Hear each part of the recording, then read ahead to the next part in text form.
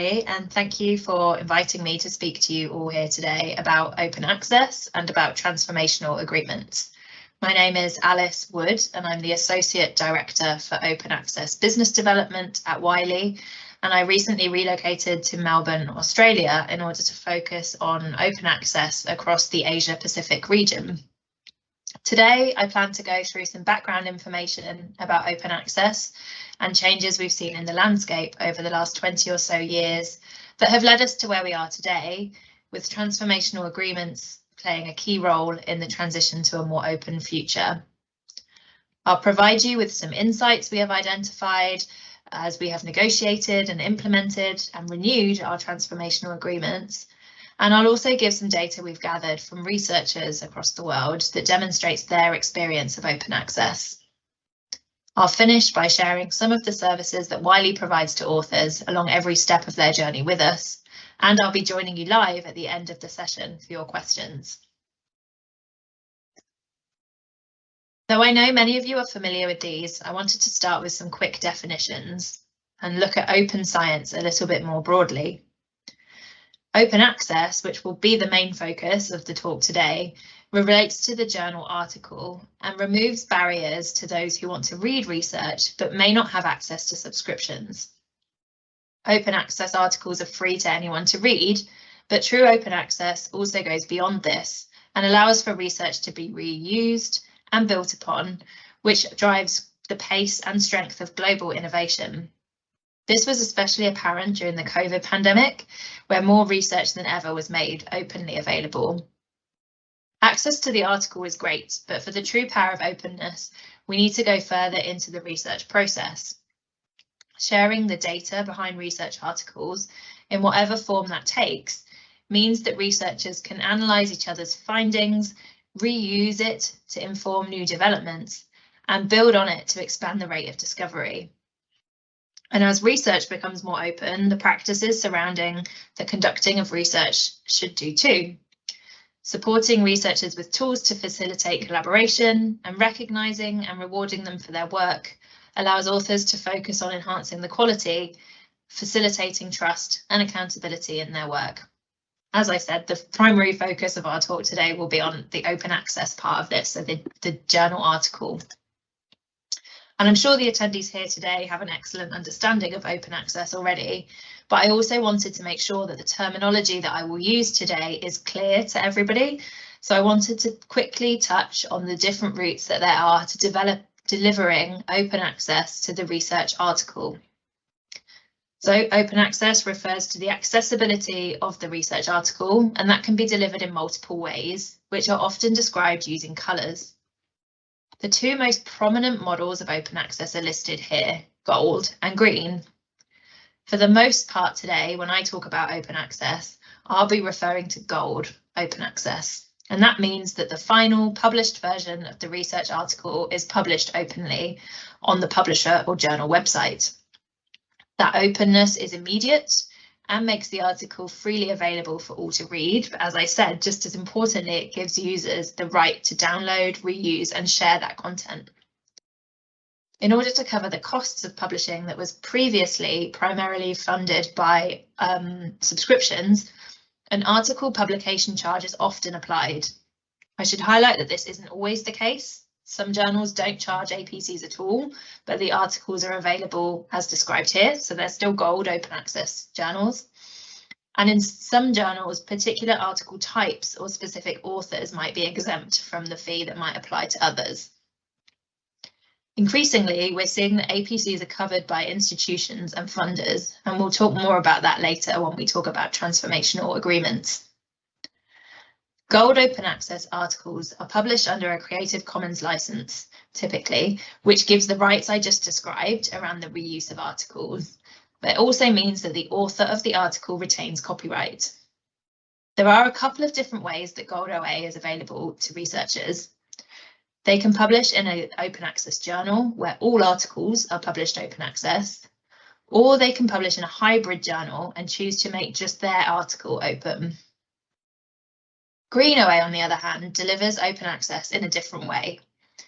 The key differences are the version of the article that is available, It's most likely the submitted or the accepted version rather than the final published version that's been copy edited and typeset. Green open access works by authors self-archiving that version of their article in a repository or website, and there may be an embargo or a delay before they're able to do so.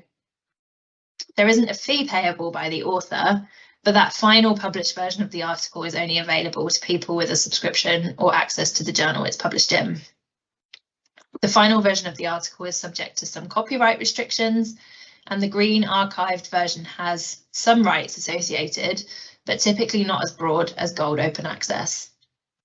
Green open access typically relies on the subscription model of publishing continuing. So unless I say otherwise, when I'm talking about open access today, I'm referring to gold open. And open access is undoubtedly the biggest change happening in the world of scholarly communications.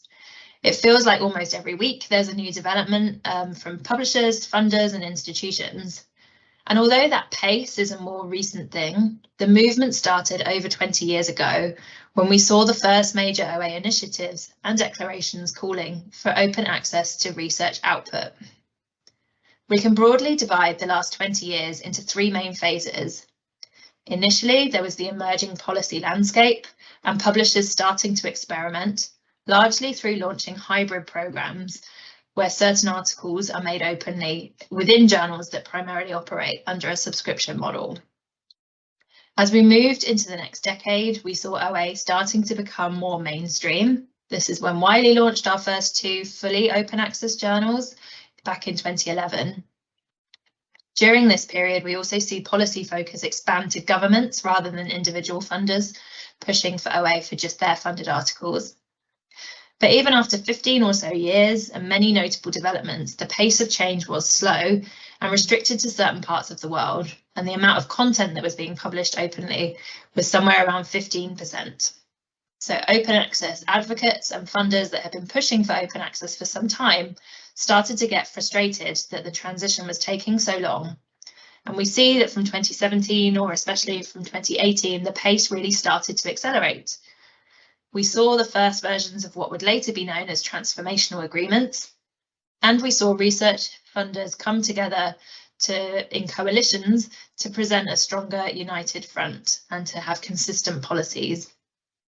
Today, we're seeing much more content available as open access, and we're seeing many more policies that will require their researchers to do so in the coming years. There remains work to be done before a transition to open is complete across all geographies and all subject disciplines, but a lot of progress has been made. As we've seen, there's been a huge amount of change and we're undeniably accelerating towards an open world. That landscape evolution, and there was lots of detail on the previous slide that I didn't go into, but it has some key characteristics. It's grounded in shared declarations, as we saw at the beginning of the timeline. It's supported by policy changes. There are now more than 1,100 policies from funders and institutions globally listed on RAWMAP, which I'll talk about on the next slide. Looking at the benefits of open access, there's clear evidence of an increase in visibility of open access articles. And again, I'll provide some data on that later. But the importance of that was only reaffirmed during the pandemic. And finally, but very importantly, we're seeing demands from authors for publishing that's more open, but also publishing that's easier and faster. On the previous slide, I mentioned the number of policies listed on RAWMAP, which is a website that lists policies from research organisations, funders, and other organisations. And you can look at that data and you can see how much that has increased over the last 20 years. You can also see where those policies are coming from in the world. So there are over 1,100 policies worldwide on this database, but only 84 of those are in Asia. Another demonstration of the increase in open access demand is the large growth in the number of fully open access journals. The Directory of Open Access Journals is an independent index that provides verified information on open access journals, and it launched in 2003 with 300 journals in the index. As you can see now, there are over 18,000 journals, and 3,500 of those are based in Asia Pacific, with 2,000 based in Indonesia alone. So there's lots of different types of open access publishing happening in the region, but perhaps from a policy perspective, we're not seeing as much activity at the moment. And that was confirmed in this COAR Asia report that was published in 2017 that looked at the state of open access in Asia. It found that all the regions that they surveyed were adopting some form of open access model, but a gap existed in the funding to support open access infrastructure and in the implementation of policies. It found that governments generally approve of the open access movement, but that only half of the regions reported funding agency or institutional open access policies in place, and only half reported the presence of a centralised support for OA policies. The funds that are being directed towards open access are majorly being used for national repositories. That goes back to that green open access that we talked about earlier. So there hasn't been as much national public policy action in Asia compared to other parts of the world, but there are a few highlights that I wanted to show here. We're seeing moves here in Australia to align with Plan S. In the case of one funder, the NHMRC, announced in September 2022. Some of those policies move towards publishing in fully open access journals in the next few years. And here the chief scientist is also developing a national strategy for open access, which we expect to hear more about soon. In China, we see a mixed landscape where policies tend to favour green open access, but in practice, we see many Chinese authors publishing open access, gold open access, and willing to pay to publish in high impact journals. In India, there are two main funders with open access policies, and you may have seen in the last week or two that they also announced a plan for one nation, one subscription that would bring subscription and open access publishing together. And finally, in Japan, the Japan Science and Technology Agency updated its OA policy during 2022. It still has self-archiving or green open access as the preferred route, but when we look at publishing output in Japan, we're seeing numbers increase. We have transformational agreements that I'll talk about later in Australia, New Zealand, in Korea, and in Japan.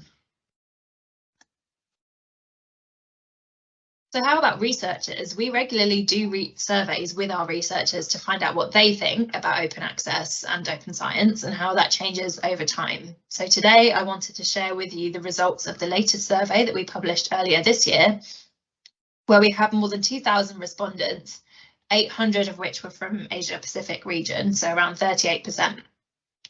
What we found was that most researchers have now published articles open access. This number was a little lower in Asia Pacific compared to the rest of the world, but the visibility and impact that I've talked about and that I'm going to share more data on in the next slide is a key reason why researchers want to publish open access, because they want higher visibility and impact for their work. We've talked before about the challenges of funding open access, and this is usually given as a reason why a researcher hasn't done so. But what's reassuring is that we're seeing this becoming less of an issue as time goes on. In 2019, 75% of respondents reported this. In 2021, this reduced to 53%. There's obviously still work to do here, but we're moving in the right direction. And you can find our white paper that gives much more information about all of this on our journal homepage, so on our Wiley homepage, sorry. So we'll share that information with you if you want to look at the survey results in more detail.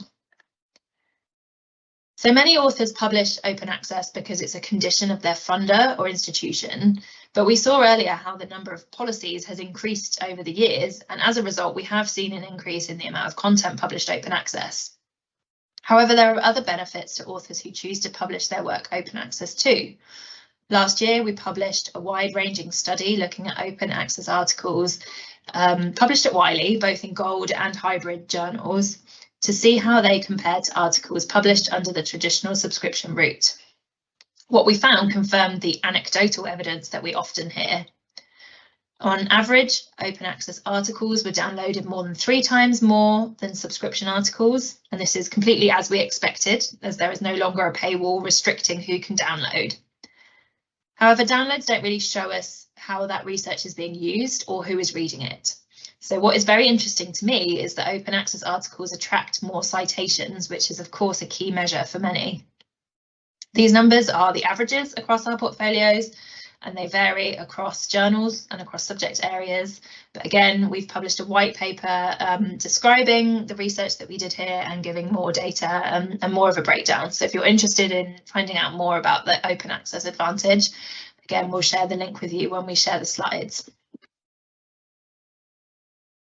So far I've focused on the global and regional landscapes of what's happening in publishing generally.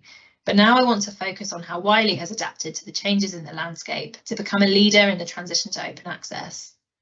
I said earlier that we published our first 2 open access journals in 2011, and soon after that we also started to transition hybrid journals to open access when they're ready to do so. We signed early versions of what are now known as transformational agreements with the Netherlands and Austria in 2016. And in 2019, we were the first major publisher to sign an agreement with Project Deal in Germany. Our leadership in this area has led to new publishing partnerships, such as the IET, the Institution of Engineering and Technology, who moved their 42 journals to us, some of which were already open access, and 26 of which moved to an open access model at the same time as they moved. We've invested in technology such as the Research Exchange platform, designed to optimize the submission and review process for authors and to set us all up for an open future. And in 2021, we acquired the born away publisher Hindawi. In this time, we've signed a number of new transformational agreements, branching out from Europe across the globe. We're committed to an open access future, and you can see here some of the ways that we have worked to start to get there and how we plan to get there in the future. We launch new open access journals when there is a need to do so, when there is a gap in a subject area or a society that wishes to launch a new journal. And each new journal cements our commitment to our authors and our researchers who want to be able to easily publish and easily access latest research articles. Where there is evidence of support for open access within a particular field, and we have a number of hybrid journals, we transition journals from hybrid to an open access business model. Our transformational agreements, which we'll talk about in more detail next, allow researchers to publish their work at no direct cost, and they have been very key in helping us to transition towards open access. And our government affairs and open research teams are heavily involved lobbying on behalf of our journals and our partners. So let's look at transformational agreements in more detail. I've referenced these a number of times already today, but let's take a step back to define what we mean by that. Transformational agreements are a type of agreement where fees migrate from subscription access or reading to publishing. The rate at which these fees transition varies, and we'll look later at the different kinds of agreements that are being offered by Wiley and by other publishers. But the key thing is that the agreements mean that researchers affiliated with the relevant institutions can choose to publish open access with the participating publisher at no direct cost to themselves. Since those 2 early versions of transformative agreements that I mentioned earlier, our teams have been very busy, and we now have more than 45 agreements covering over 58,000 articles a year worldwide, with more agreements to be announced over the coming weeks. Europe has traditionally led the way with this, but other regions are now progressively catching up. And as I mentioned, we do have some agreements in the Asia Pacific region now, and hopefully more to come. In addition to full transformational agreements which cover consortia or even whole countries, we also have options at the institutional level of fees to be covered on behalf of authors through a Wiley Open Access account. As you can see here, over 1,800 institutions are covered worldwide, some of those as part of transformational agreements, some of them separate. And we have 88 in Asia Pacific and 1 in Taiwan. So you'll see more details of these available on our website. Again, you'll get the link when we share the slides. So the agreements that we have in Asia Pacific, there are a couple that I want to focus on here. So one with Australia and New Zealand and the other with South Korea. And in both of those regions, we were seeing an increased uptake in open access publications by their researchers between 2019 and 2021, so before the TAs were in place. The transformational agreements came into place in 2022. In contrast, in that same time period, we've seen a decrease in Taiwan in the uptake of open access publishing. Since launching RTAs in these two countries, researchers have even more funding opportunities available, and we've seen really good levels of engagement. You can see on this slide a couple of quotes about each agreement, and I want to particularly highlight the benefits that they expect to receive in terms of the visibility of their researchers' work, raising their profile, but in turn raising the coalition or the institution or the country's profile globally. Having negotiated and implemented a large number of agreements now, we have some insights that we thought you might find useful in your roles that you can use to communicate within your institution to help increase buy-in for a future TA. Transformational agreements mean that publishers and institutions work together in a different way, and that negotiation and implementation can be unfamiliar and complex, so communication is very important. Transformational agreements often reflect changes to institutional priorities and can change how libraries work and how impact is measured. No two deals are the same, which adds to the complexity, but also sometimes makes it seem daunting to make the shift.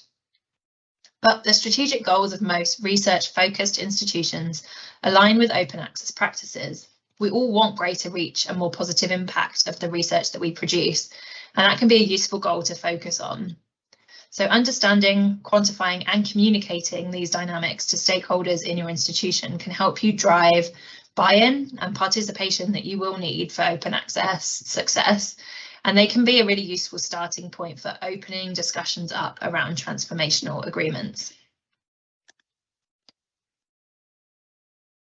TAs or transformational agreements fuel the whole research cycle and create this virtuous circle that you see on the slide here. They help you grow high quality open access output. That increases the access and readership to your research. That increased readership drives citation and attention around the research, as we saw in the data that I provided earlier. Increased citation and attention helps to elevate the profile of the research, in turn the researchers, and in turn again the institution or country. That elevated profile supports the attraction of more research funding, and that drives the global research impact that your institution seeks. So it's all really good stuff. For many of you, you might be wondering where to even start or how to assess transformational agreements for your particular institution. For many institutions, and particularly those research-intensive ones, transformational agreements are a great way to contribute to open access goals by moving portions of open access content, portions of subscription spending to open access publishing. In a transformational agreement, institutions shift from funding journal subscriptions to funding article publication charges for a significant volume of research output. Though they're a great fit for many, transformational agreements may not be well suited for every institution. Institutions in regions that do not fall under open access mandates, those with low research output, or those focused on research disciplines where open access is perhaps not considered a priority, may wish to continue with the subscription model for a period. That is why it's important for institutions and librarians to understand where they are today with respect to open access and where they might be in the future, recognizing the factors that make for a good or not so good fit with a transformational agreement. At Wiley, we've observed 5 dimensions that typically demonstrate readiness for a formalized open access program, and potentially a transformational agreement.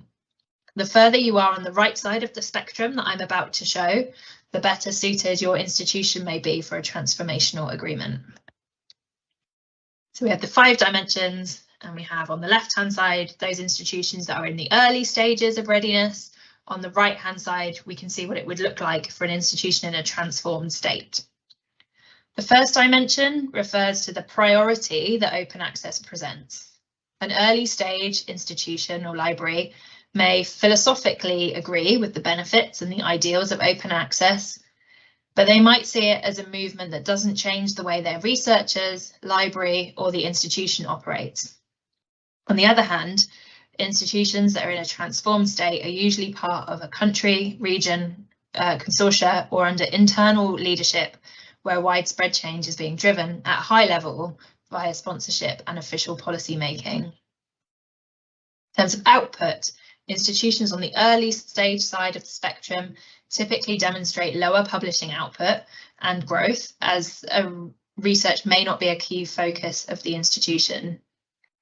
In contrast, institutions that show very high priority on research and research output are often seeking formalised open access programmes and transformational agreements. The level of advocacy across key stakeholders is another key barometer of open access adoption. When open access advocacy is ad hoc or not coordinated, this indicates an early stage of open access adoption. In contrast, when open access becomes a more formalised programme that includes stakeholders across the institution, for example, the library, the research office, faculty, scholarly communications and leadership, it shows meaningful progress towards open access transformation and may be a sign that an institution is ready to explore a transformational agreement. In early stage scenarios, funding for open access is primarily managed by the researcher. Beyond the grants that individual researchers have secured, there is no additional funding support for open access. In a transformed scenario, if a funding sources exist that can support a central open access budget, for example, a funding body or significant historic subscription budget, institutions may opt to execute transformational agreements with publishers to promote and track open access publishing. Multi-payer models to fund APCs and pulling from both institutional and research funds are also on the transformed state side of the scale. And finally, visibility. In the early stages of open access adoptions, institutions do not typically have a firm grasp of their open access publishing activity, including how it's trended in recent years. There is no centralised visibility of open access publishing, and APC payments are often made what we term in the wild, so the institution might not know what APC payments are being made. In a transformed scenario, institutions formalise programmes to support and fund open access publishing in a sustainable way. And by doing this, the stakeholders can monitor APC spending and open access output easily because it's being tracked centrally. In addition, institutions with structured open access programmes often track outcomes that go beyond publishing output and growth and may look at impacts such as increases in readership or downloads, citations or attention scores. So to uncover the profile of your particular institution, here are some questions to ask yourself and some data to collect to support decisions and negotiation. We would recommend collecting data for each of these points for the previous 3 to 5 years, as that will help you see any trends and any anomalies that might have happened in recent times. So what's the publishing profile of your institution? What's the article output and how is that split between subscription and open access? What are the most popular journals for your researchers? And are there any dominant subject areas? What's the article share for specific publishers and how does that compare to the subscription budget that you spend with that publisher? And what's the citation performance? When you look at the open access article outputs, how many of those are in hybrid journals and how many are in fully open access? And see if you can find, and this can be the most difficult data point to find, but what APC in the wild spending is happening across the institution that might not be easy to find from the institution itself. I said earlier that no two agreements are the same, and that is true, but broadly speaking, there are 5 types of deals. Not all publishers will offer all 5 of these, so I'm describing these here for information, but you'll need to discuss details with your publisher representatives to explore which models they have available for your institution for consideration. So one type of deal that is available that is not very common is deal that covers an unlimited number of articles. So very few publishers offer an unlimited number of articles within their transformational agreement. Often when we see these, they're on a small number of submissions. Much more common are the next two. So you might see an agreement that has an article cap where a budget is set and that will fund a specific number of articles. So it may cover 1,000 articles in the coming year. That's usually when output is more predictable, and it means that the budget is not subject to variances in APCs, so you will get that guarantees the number of articles that you will get. On the other hand, we have sometimes seen models of fixed spend, so a budget is defined. In this case, it could be $1 million per year to be spent on open access publishing, and that the rate at which that budget will be spent will be driven by the cost of the APCs. Some journals charge larger APCs than others, and if the researchers covered by the transformational agreement choose to publish in the more expensive journals, the budget will run out more quickly than if they choose to publish in the journals with lower APCs. Also, another couple here which are less common again are around consortia funding that uses a shared bank or individual funds, and emerging multi-payer agreements. Again, very few publishers currently offer this, but there are agreements where the institution pays a predetermined amount and the faculty or the researcher pays the remaining balance. So other considerations are how across the consortia that is negotiating the transformational agreement is how will those articles or that budget be allocated? Do specific institutions get a budget, or is it first come, first serve? So the first authors that use it have budget, and then if the budget runs out, then how do you manage that? Very important to look at what the coverage is of the portfolio of the publisher. So are they offering all of their journals in the agreement, or is it just hybrid journals, for example, or just journals in a specific subject area? How will they handle journals that transition to different access models? What's the support for transition? And very importantly, this last point, what are the publication workflows and tools for managing open access publication? So we've put all of these here for you to think about. Again, I would stress that you should discuss with your publisher representative exactly what the kind of transformational agreement model is and what the offer is that's being discussed, so that it's very clear for everybody. One of the impacts of TAs that I mentioned earlier was that the role of the library and of the librarian often changes as a result of a TA. So you can see here that there are new levels of collaboration across the research ecosystem, including increased collaboration. You have the publisher partnership. You may be required to work on more publishing data analysis, so tracking the amount of open access publishing that's happening, which journals, etc. Author support is something that we hear very frequently from our library partners and TAs that exists, and we'll talk more about that in just a moment, about the kinds of support that researchers are likely to come to librarians for once there is a transformational agreement in place. The library might be responsible or have an enhanced role in budget administration and also in compliance, so making sure that their researchers are complying with any policies that the library might have. In terms of author support, there are likely to be many OA resources that you provide to your publishers, to your authors, insights into transformational agreements and open access opportunities available. So once the author has written their paper and they're looking for where to submit, they'll often come to the library to find out which journals are covered by different transformational agreements and what conditions there might be. If they're choosing green open access, they will come to the library for best practice on self-archiving. You might find that they do that already. There are different licenses available for open access and different author rights that I talked about right at the beginning. And often it's the librarians who are being asked to clarify those rights for authors. You also might be asked to help them understand their funder requirements and for help with managing institutional repositories. The good news is that we also have a number of author services and resources that you can use to help answer some of your researchers' questions and also to make their publishing experience as smooth as possible. So we aim to support our authors at every step of their journey, and you can see here that that journey starts with article preparation and takes authors through the whole process of finding a journal, making a submission, surviving the peer review process, understanding the open access and licensing options, publishing their article, but it doesn't stop there. How can they promote their articles to get the best possible visibility and impact? And I want to highlight just three main services that we have here that you might find interesting. So beginning at that article preparation stage, right at the beginning, Wiley Editing Services offers support and expert help to researchers to aid them in their publication journey.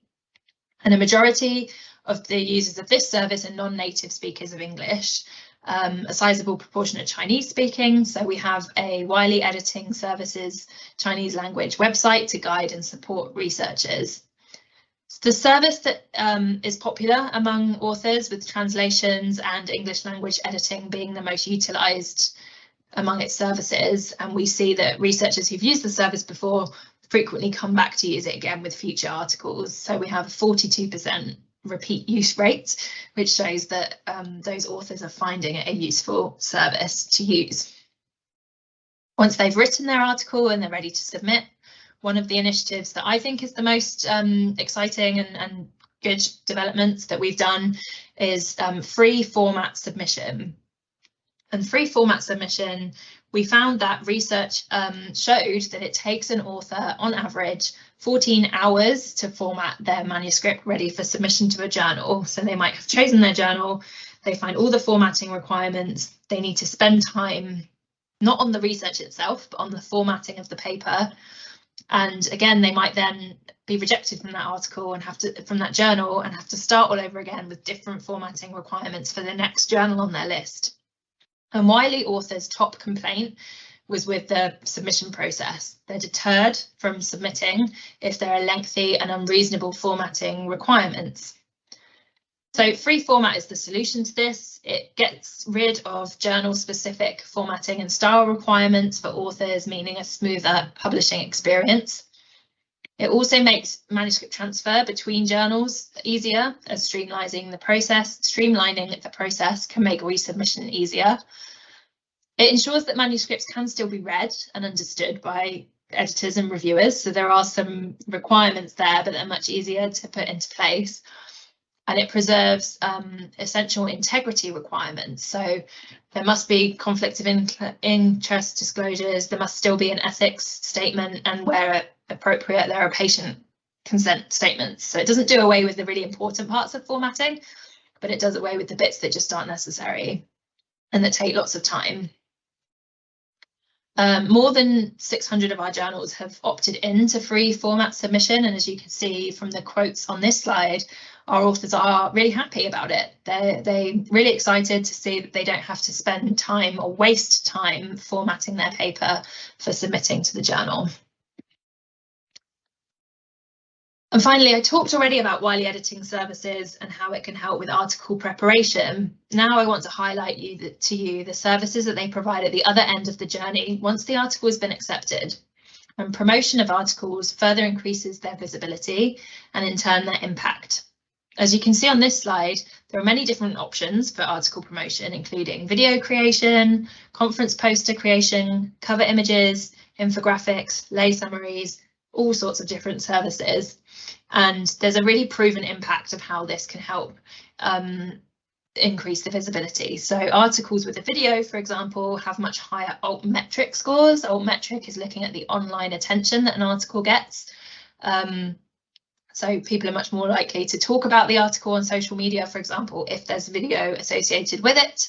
And that in turn has led to 154% higher downloads or full text views of the article. So thank you so much for your attention, as I've talked about lots of things today about the changing open access landscape globally and in Asia Pacific, the benefits of open access publishing, and how Wiley is adapting to changes in the environment, especially through transformational agreements. And for the overview I've given you on transformational agreements more generally. So I hope that the insights we've identified from our own experience have given you some things to think about, especially around where your institution is now and how you can progress with some specific areas to consider. And we'll be opening up for live questions. Thank you.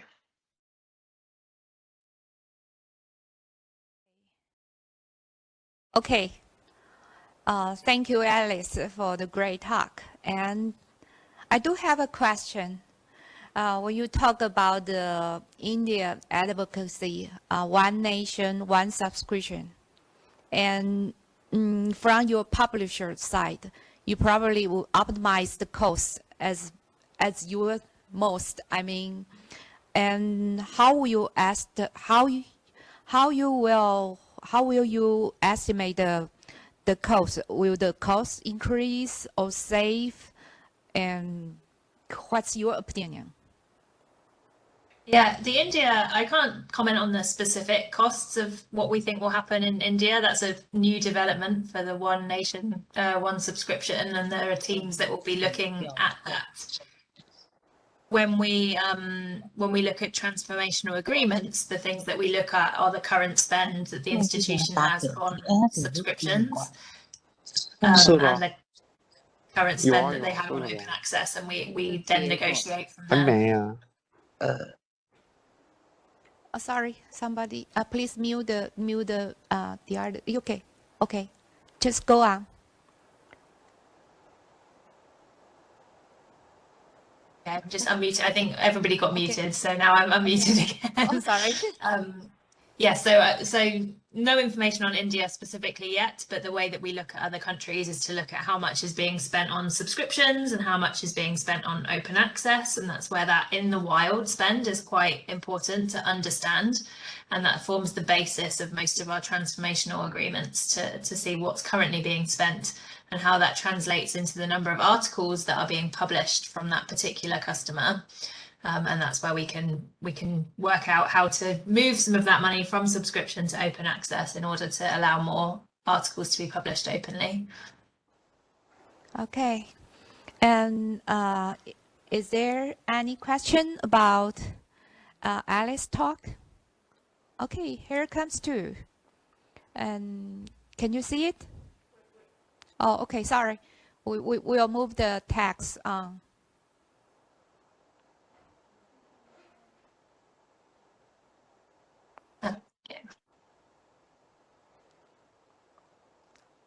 Okay, can you see it? I can, yes. So the first one is, which type of TA is accepted most, and what difficulties do institutions face when the TA is applied? So I think the type of TA relates to the slide I showed where we had 5 different models that are offered across the industry. As I mentioned, not all publishers offer all 5 of those. We don't offer all 5 of those at Wiley. We typically use the 2 most common. So the 2 most common are the one with the article entitlement. So one where we will set a number of articles that the researchers affiliated with the agreement can publish.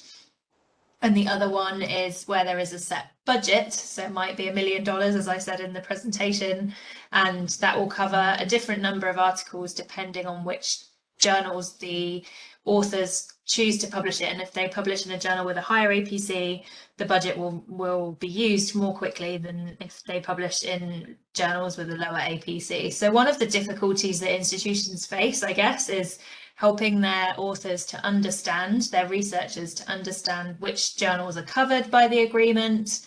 At Wiley, our agreements cover all of our journals, so they might cover all of our hybrid journals, or they might include open access as well. Some publishers include just a subset of their journals in the agreement. And so we hear a lot from librarians that authors can be confused about which journals they can publish in under a TA. So most of our customers will have lists on their websites that help authors understand if you publish in journal X at Wiley, your fee will be covered. The other difficulty I think that some institutions have faced is because of the different models of APCs, different models of transformational agreements, that can make it confusing for librarians and for authors and for publishers too, to understand the specific aspects of each TA. So we try to make it as simple as possible, but we understand that because there are different models, there can be difficulty in understanding those. And I think that leads into question number 2, which is, what is the librarian's role in the TA?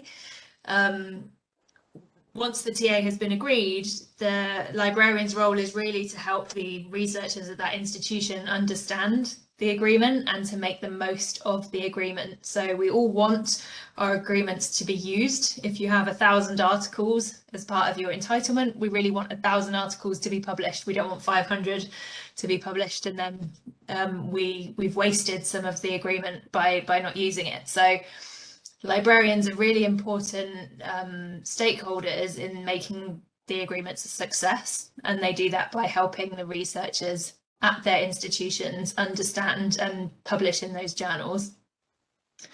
Of course, there's much more that librarians do than that, and we're seeing librarians involved in the negotiation of agreements. So negotiation skills, the second part of this question is what skills should librarians have and be prepared for the new trend. The negotiation and the communication skills are really important. So negotiating not just with the publishers, but sometimes within the institution itself. You might need to negotiate with some of the people that hold the budgets to try to get the appropriate budget for allowing the TA to progress. And finally, I think some data analysis is a really important part of the librarian's role when you're looking at negotiating the TA, but also making sure it's as successful as possible. So seeing you have 1,000 articles and only 500 of your authors have taken up the option, then using data to see which subject areas are being covered or which faculty might not be making the most of it are really important skills too. Okay, let me briefly in Chinese, okay? 我想从刚刚前面的问题，其实在整个转化型合约里面很重要的一些关键，就是像先就要了解作者这些成本所有的成本的问题其实很重要。当然就是会遭遇的问题，大家也要去深究。当然在管员在这个过程中很重要的是就是去了解到学校里面的关键是什么，其实很重要的在这个过程中，其实 data analysis 很重要，就是说收集一些资料，能够了解到现在在学术出版在这个学校里面大致的问题会是什么，其实是能够琢磨出这所有的问题。那我第一个问题问到的是说，因为我一直听到印度在讲说一个国家一个 subscription， 那这个 work 吗？事实上其实到目前好像没有出版社能够真正面对印度这个问题。那我想这样子的问题，它还是要回到根本面去操作，就是看到底这个国家需要什么，那还是要从数据分析开始，我觉得那是最根本的问题。那这个是大致的一个概念。那不知道还有没有其他的问题 ？Any question from our audience side?